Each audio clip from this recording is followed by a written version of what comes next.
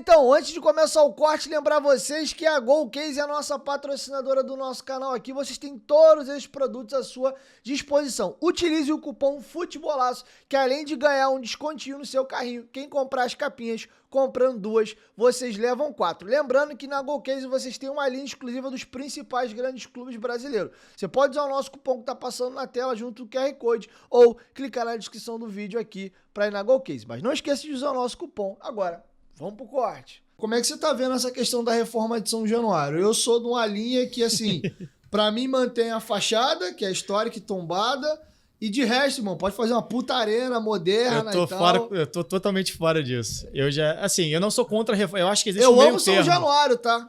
Eu acho que existe um meio termo. Porque, assim, pra mim, cara, os lugares... Eu, pelo menos, tenho um trauma com o Maracanã. Não sei se você pegou o Maracanã antigo. E o Maracanã antigo não existe mais. O Maracanã de verdade não existe. O Maracanã que existe hoje é outra coisa, é um outro estádio no mesmo lugar. Então o meu receio é que São Januário se torne o mesmo lugar com outro estádio. Ah, mas é muito melhor se for um outro estádio. Então constrói outro estádio. Você não precisa destruir o que você tem. Porque São Januário é isso de concreto que a gente tem lá. É claro que você pode melhorar? É claro que pode. Melhorar banheiro, você não precisa destruir estádio para melhorar banheiro, melhorar bar, melhorar acesso, para você ter uma estrutura ali do lado de fora, onde tem estacionamento muito mais bonito. A área de imprensa da gente, Jesus, hein? Um monte de coisa dá para mexer sem você mexer na estrutura. O meu problema não é reformar São Januário, não é ampliar São Januário, é descaracterizar. Esse, para mim, acho que é o termo melhor. Descaracterizar São Januário, que para mim é um problema.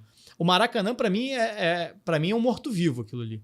Eu entro no Maracanã. Eu fui há pouco tempo, fui ver Brasil e Argentina. Eu levei minha mulher, por exemplo. Minha namorada foi comigo.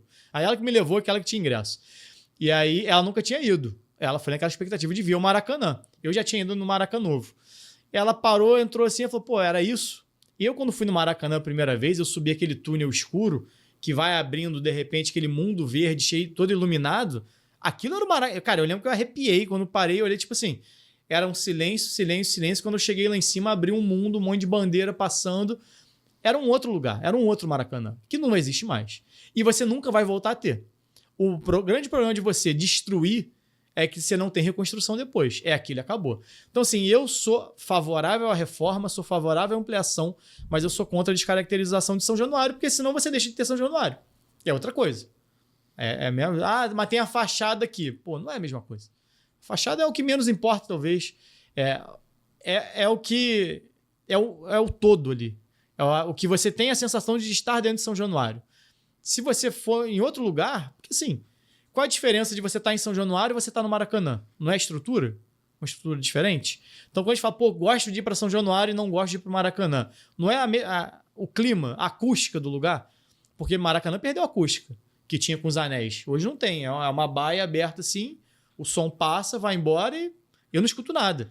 Eu lembro de um Vasco e Flamengo em 2009, 2-0 Vasco, se eu não me engano, que até o Coutinho estava jogando na preliminar, que era ensurdecedor. Até conversando com o Scofano mais cedo, a gente estava falando sobre isso. O Carlos Alberto foi expulso porque ele não ouviu o apito do juiz. E ninguém conseguia escutar o apito do juiz, da acústica tão forte que tinha. Que era ensurdecedor. Era a torcida do Vasco gritando que o Vasco está ganhando de 2-0. Era até um grito xingando o Léo Moura. Não esqueço disso. Eu lembro que eu parei de gritar porque eu queria só ouvir. Porque meu ouvido tampava. Você gritando, você não consegue escutar direito. Eu parei para sentir o que era o Maracanã naquele momento. Eu nunca mais senti isso no estádio porque simplesmente para mim é outro estádio. Tipo, é um estádio de... Você senta aqui, você vê... E fui no Brasil e Argentina para ver o Messi e tal. E era tipo assim... Eu estava perto, mas não tinha um clima de estádio. Para mim não é a mesma coisa. O meu medo em relação ao São Januário é só isso. Eu chegar em São Januário, meu medo, assim, é meu pessoal, tá? Ah, não, mas Garante, tem que ser assim, vai ser melhor. Beleza, se a maioria quer que seja assim. Mas eu, André, gostaria de continuar vendo São Januário da maneira que é, com reformas, com melhorias, mas sem descaracterizar. Assim, a minha pergunta agora é, como é que faz essa reforma tua, então? Porque quase... Mas tem muita coisa que é interna, por exemplo. Bar... Não, até aí tudo bem, mas como é que a gente salta como é que a gente salta de 22 para 50, mantendo o estádio, só subir mais um andar para cima? Não, mas a gente tem... Primeiro já tem a ferradura, que o projeto inicial de São Januário é com a ferradura. Tem até no livro isso. Sim. O projeto inicial era com a ferradura. Você tem aquela área VIP ali que só come espaço, que para mim foi uma ideia ruim quando o Dinamite fez aquilo ali, aquele espaço... VIPzinho ali do canto, com cadeirinha e tal, que eu acho que não tem necessidade. Que já tomou um pouquinho de espaço ali do que era de São Januário. A gente precisa lembrar que São Januário já comportou até 60 mil. No Vasco e Arsenal em 49, se eu não estou enganado. Extraoficialmente. Tá até no livro Estreia do Eliano de Freitas pelo Vasco. E o Vasco tem um projeto desde a década de 40 de ampliação, por isso que não é um papo novo, que foi diante do Maracanã. O Vasco pediu ajuda ao poder público para, em vez de construir um estádio novo, que se ampliasse São Januário. E naquela época já chegou à conclusão de que a ampliação não funcionaria porque o entorno você não tinha espaço para acesso. Então, assim, para mim, tão importante quanto você melhorar São Januário e você ampliar São Januário é você melhorar o acesso.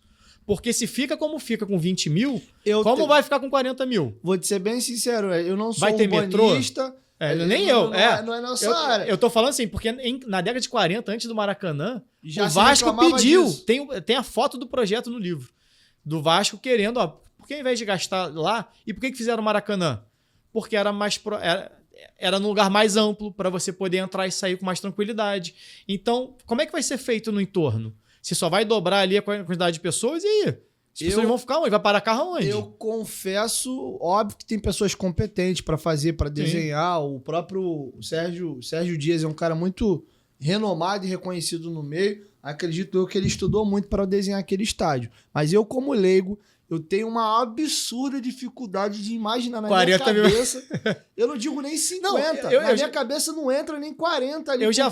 Eu fui no Vasco Sport em 2008. Que na época ainda batia uns 30. Foi a maior festa que eu vi em São Januário. Tava lotado o gol do Edmundo no finalzinho, depois ele perde o pênalti. Foi a maior festa que eu vi em São Januário. Tomei cacetete na cabeça da cavalaria, enfim. Pra entrar tinha muito mais gente do que tinha no estádio. Então, assim, era papo de ter uns 40 mil ali. Talvez tenha sido São Januário. Eu já fui no Vasco River também em 2000, tava muito cheio. E era algo insuportável. Era, tipo, assim, impossível de você conseguir transitar ali. Cara, hoje em dia as coisas só pioraram. É muito mais complicado. Eu fui no Vasco Red Bull Bragantino, que não tava tão cheio assim. Porque agora tem um advento festa na Barreira. Sim. Hoje a galera fica lá fora. Virou um evento ir pra São Januário e ficar do lado de fora. A gente olhava ali de cima, ali onde a gente estava, a gente olhava pra fora, lotado, o pessoal assistindo o jogo, o que eu acho maneiríssimo. Que eu acho que não vai acabar. Se o estádio for pra 50 e lotar, vai continuar tendo uma galera do lado de fora. Não, eu acho que tem que ter. Eu acho que é muito maneiro. Isso faz parte, é isso que eu tô falando. Da experiência São Januário. É isso. Eu acho que você muda a experiência. Porque se é pra ir no estádio, que é igual o Maracanã, joga no Maracanã, pô. E aí tem muito disso. Mas como é que vai aumentar a renda? Eu acho super válido você encontrar novas formas de receita. Ótimo. Mas aí chega no fim das contas, ampliamos em 15 milhões a arrecadação no ano com a reformulação de São Januário. Aí você vai lá e contrata um jogador de 18 que nem reserva é. Então, assim, são coisas que... Enfim, são debates bons e longos. Fala, galera aí, chegou até o final do corte, curtiu? Então dá essa moral, se inscreva pra gente aí, ative o sininho das notificações. Nós gravamos novos episódios toda semana e os nossos cortes vão ao ar todos os dias. Então se você quiser conhecer um pouco mais do nosso conteúdo, dá essa moral e se inscreva no nosso canal. E até o próximo corte.